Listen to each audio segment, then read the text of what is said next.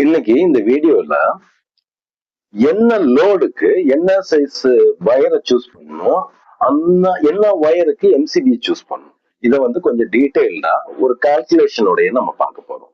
இப்ப இதுக்கு எக்ஸாம்பிளா நான் ஒரு 1 HP மோட்டர் நான் எடுத்திருக்கேன். இந்த 1 HP மோட்டருக்கு ஃபர்ஸ்ட் நம்ம லோட செலக்ட் பண்றதுக்கு முன்னாடி லோட கால்குலேட் பண்ற மெத்தட்ல ஃபர்ஸ்ட் 1 HP மோட்டருக்கு எவ்வளவு ஆம்பியர் கரண்ட் எடுக்கும்னு தெரியணும். அதுக்கப்புறம் அந்த கரண்ட்டுக்கு என்ன சைஸ் வயர் போடணும்னு நம்ம சூஸ் பண்ணணும். அதுக்கப்புறமா அந்த வயருக்கு எம்சிபி சூஸ் பண்ணணும். நிறைய பேர் என்ன பண்றாங்க, எவ்வளவு ஆம்பியர் கரண்ட் எடுக்குதோ அந்த கரண்ட்ல எம்சிபி தூக்கி சூஸ் பண்ணிடுறாங்க. எப்பயுமே நம்ம என்ன பண்ணணும், லோடோட கரண்ட் கண்டுபிடிக்கணும், கரண்ட்டுக்கு ஏற்ற வயரை சூஸ் பண்ணணும், வயருக்கு ஏற்ற எம்சிபி சூஸ் பண்ணணும். இதான் இன்னைக்கு நான் உங்களுக்கு ஒரு ஃபார்முலாவோட ஒரு 1 HP மோட்டர் எவ்வளவு ஆம்பியர் கரண்ட் எடுக்கும், அதுக்கு என்ன சைஸ் வயர் போடலாம் அப்படிங்கறத நான் உங்களுக்கு சொல்லிக் கொடுக்க போறேன். இப்ப இதுல நம்ம தெரிஞ்சுக்க வேண்டிய முதல் விஷயம், 1 HP அப்படின்னா எவ்வளவு? ஒரு ஹெச்பிங்கிறது 746 வாட்ஸ். இது ஸ்டாண்டர்ட். நீங்க எத்தனை ஹெச்பி, 2 HP அப்படின்னா இது அப்படியே 2ஆல பிரிக்கீங்க. 3 HP மோட்டார் இருந்தா 3ஆல பிரிக்கீங்க. சோ இது எவ்வளவு இருந்தாலும் ஒரு ஹெச்பிங்கிறது 746 வாட்ஸ்.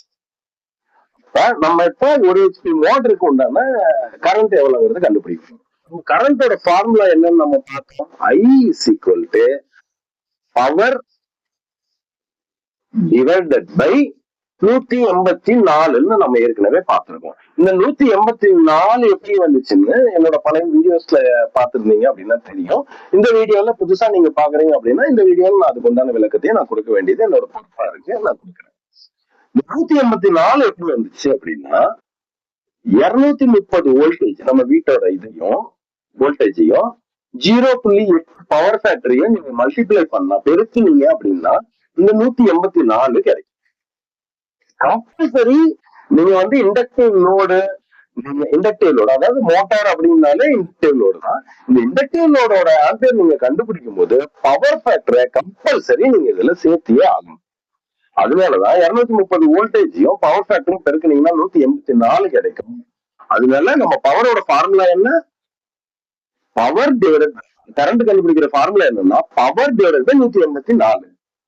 இப்ப நமக்கு பவர் எவ்வளவு, 746 வாட்ஸ். ஒரு ஹெச்பி மோட்டரோட பவர் 746 வாட்ஸ் வகுத்தல் 184. இந்த 184 எப்படி வச்சுன்னு உங்களுக்கு புரிஞ்சிருக்கும்னு நினைக்கிறேன். இப்ப 746 184 பெருக்கணும் அப்படின்னா 4.05 ஆம்பியர் கிடைக்கும். இப்ப 1 HP சிங்கிள் பேஸ் மோட்டருக்கு தான் இப்ப இந்த நம்ம ஃபார்முலா நம்ம போட்டிருக்கோம். 1 HP சிங்கிள் பேஸ் மோட்டரோட ஃபார்முலா தான், கரண்ட் கண்டுபிடிக்கிறதுக்கான ஃபார்முலா தான் பவர் வகுத்தல் 184. 746 வகுத்தல் 184 போட்டீங்கன்னா 4.05 ஆம்ஸ் கரண்ட் கிடைக்கும். இப்போ ஒரு ஹெச்பி மோட்டர் எவ்வளவு கரண்ட் எடுக்கிறது இப்ப நமக்கு கிளியரா தெரிஞ்சிருச்சு. இப்ப இந்த கரண்ட்டுக்கு என்ன சைஸ் வயர் போடணும் அப்படின்னு அடுத்த ஸ்டெப் என்ன சைஸ் வயர் போடணும் அப்படிங்கிறத தெரிஞ்சுக்கணும்.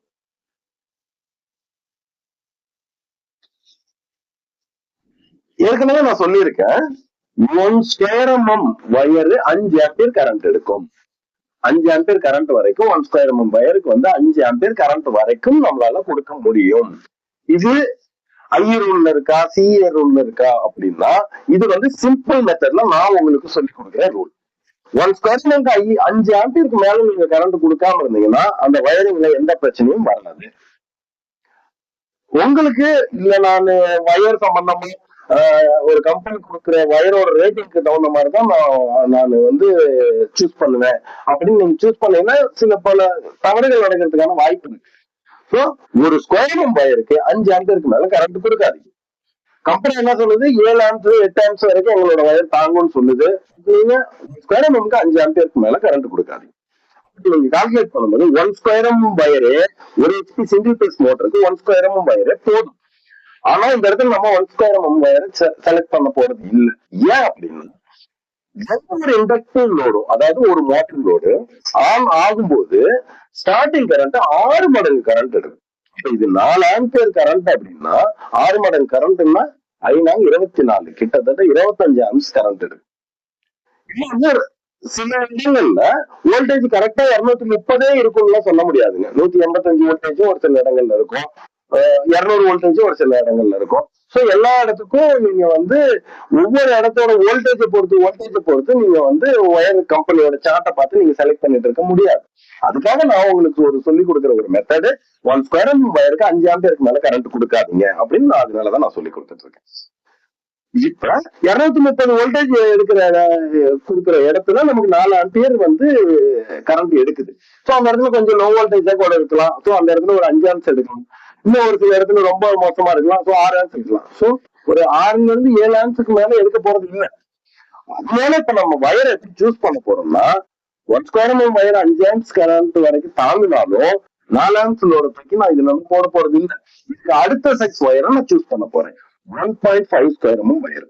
இப்ப இந்த 1.5 ஸ்கொயர் வயரு கம்பெனிக்காரங்க 11 ஆம்ஸ்ல இருந்து 14 ஆம்பியர் வரைக்கும் இருக்குன்னு கம்பெனி சொல்லுது. என்னோட கால்குலேஷன் படி அதிகபட்சம் 8 ஆம்பியர் வரைக்கும் தான் நான் இதுல லோட் பண்ண போறேன். அதாவது எனக்கு தேவைப்படுறது 4 ஆம்ஸ், என்கிட்ட இருக்கிறது 4 ஆம்ஸ் கரண்ட் லோடு தான். ஆனா நான் சூஸ் பண்றது 8 ஆம்ஸ் கரண்ட்டுக்கு தேவையான வயரை நான் சூஸ் பண்றேன். ஏன்னா என்னோட லோடு வந்து என்னோட வயரை பாதிக்க கூடாது அப்படிங்கிறதுக்காக நான் சூஸ் பண்ணிட்டு இருக்கேன்.